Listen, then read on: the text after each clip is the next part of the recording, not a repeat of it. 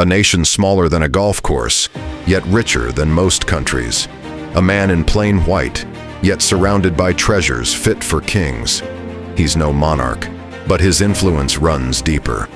Welcome to the hidden empire of Pope Francis. $50 billion in real estate, relics older than empires, robes stitched with gold and gems, secrets buried beneath marble floors.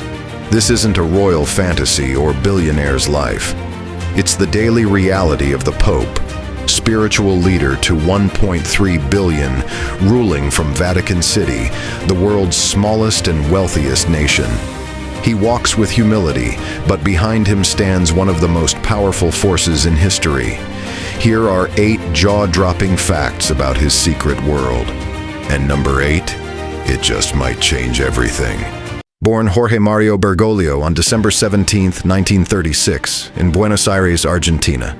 He came from quiet streets, not golden halls. The son of a railway worker and a homemaker. No luxury, just grit. He once swept floors as a chemical technician. But in 1958, he chose a different path, one guided by faith. He joined the Jesuits, ordained in 1969, Archbishop by 1998, Cardinal in 2001, appointed by Pope John Paul II. Then, March 13, 2013, history turned. The first Jesuit Pope, the first from Latin America, the first to take the name Francis after the saint of the poor.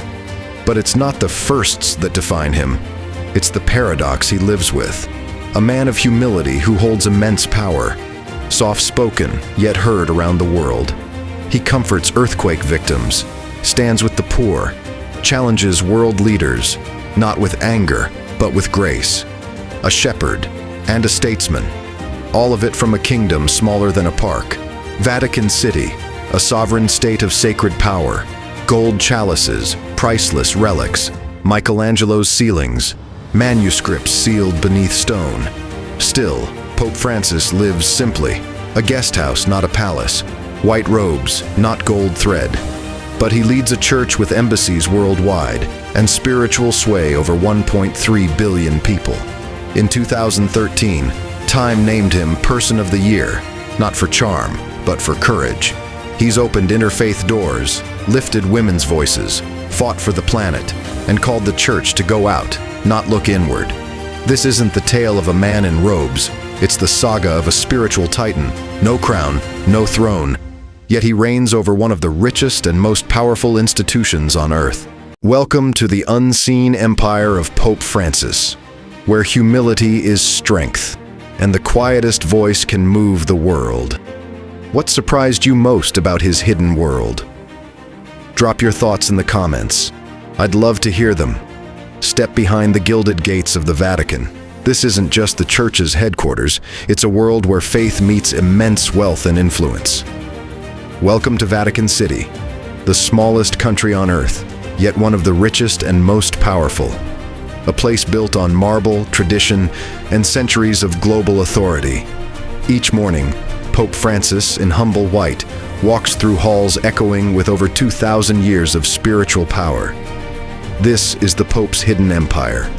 At its core is the Apostolic Palace, a 1,000-room stronghold.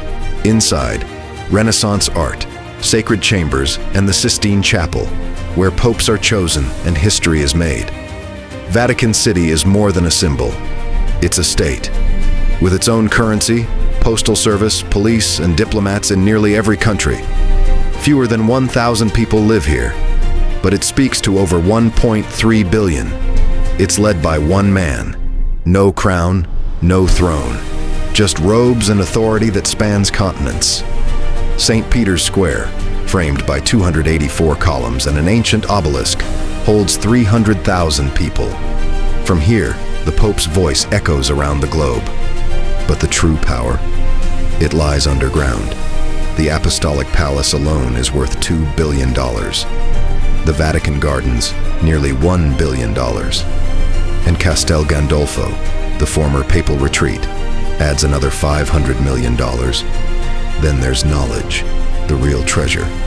The Vatican Library holds 1.6 million books, 75,000 manuscripts, and priceless records, from Galileo's trial to letters from presidents. Even deeper is the Apostolic Archive, once secret. 12 centuries of locked-away history, from emperors to dictators, from revolution to revelation. Together, these collections are worth $20 to $50 billion, not for their price, but for the power they hold. This is the unseen empire, where spiritual calm hides sovereign might, where history isn't just stored, it's protected. Beneath the Holy Veil, the Vatican's hidden empire of gold and glory, the Vatican doesn't shout. It whispers of humility, of service, of grace. But beneath those whispers lies something louder: power. Pope Francis walks with modesty. He leads simply. But the world he oversees is anything but. Vatican City is more than a church. It's a sovereign kingdom built on influence, beauty, and unimaginable wealth. This isn't just the seat of Catholicism. It's the heartbeat of Western faith. A city wrapped in marble, guarded with halberds, echoing with decisions that shape the world. At its center is Francis, one man in ancient halls, treading centuries. But beyond him lies something few ever see. Relics, myths, treasures. A vault of sacred power hidden from the world. The Vatican's vault, a treasure of eternity. Beneath the chapels and art lies another Vatican. Secret, silent, sealed. Here rests a splinter of the true cross, believed to be from Christ's crucifixion. It's encased in gold, set with rubies and sapphires, only shown on holy days, valued at over $100 million, yet priceless in meaning. Nearby is the Holy Lance, the Roman spear said to have pierced Christ's side. It lies in silver and gold, etched with a cross, estimated worth $50 million. But its real value? History, faith, legend. Then there's the Veil of Veronica, said to hold the image of Christ's face, framed in gold, wrapped in mystery. Another relic of legend, estimated at $50 million or more. These are just the most known. Below the basilica lie bones of Saints Peter and Paul, sealed in reliquaries of emerald, amber, and gold, sacred remains, untouched by time. Other treasures include silk vestments woven with gold, incense burners from the 1300s, and jewel-encrusted chalices. A ruby-covered monstrance alone is worth over $10 million. These aren't just objects, they are faith, frozen in gold and stone. The museums of power, where art becomes immortal. Above ground, the Vatican museums guard over 70,000 works of priceless art. There's Laocoon and his sons, a Greek marble masterpiece, worth over $100 million, and the School of Athens by Raphael, painted on Vatican walls. If it could be sold, it might bring $200 million, but it never will. The Vatican is a paradox, a kingdom of humility, built in gold, a symbol of peace, forged in power, a church holding both saints' bones and civilization's greatest art. So what is it? A city of God? A vault of eternity? Maybe both. Maybe... The Vatican's crown jewels, where silk, gold, and power collide. Hidden in a quiet corner of the Vatican are the papal tiaras, triple-tiered crowns encrusted with over 1,000 diamonds, rubies, and sapphires. Once worn by popes, they now stand as symbols of the Church's imperial past. Nearby, thrones of oak and ebony and robes stitched with gold thread speak of divine authority, not just spiritual leadership. The Vatican's hidden treasures, worth over $100 billion, aren't for profit. They're guardians of a sacred story. In a world obsessed with power, true influence may lie in a man in white, protecting the soul of civilization. The Pope's $1 million wardrobe. The Pope's wardrobe is a tapestry of tradition. The mossetta, a silk cape, changes with the liturgical seasons. The camaro, a velvet hat lined with fur, keeps him warm in Rome's winters. His fisherman's ring, destroyed upon death, marks his supreme authority. Even his liturgical gloves embroidered with crosses and stars are worn only on the holiest days. These garments aren't just clothes, they're pieces of a living legacy passed down for centuries. So, what caught your eye? The jeweled crown? The ring that's destroyed with each papacy? Let me know, because behind every treasure lies a story of worship and legacy, a kingdom cloaked in humility, dressed in glory. The Vatican, long known for its secrecy, is becoming more transparent under Pope Francis. He's initiated reforms like publishing financial reports and working with global organizations to fight money laundering.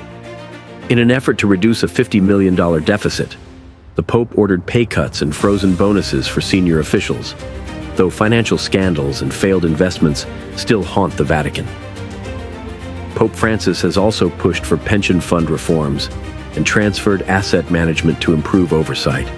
Despite financial struggles, the Vatican's global influence remains strong, with vast assets and billions in donations funding its mission worldwide. The Pope stresses using the Vatican's wealth for service, not luxury. Tourism plays a key role in this vision, generating funds for the restoration of sacred art.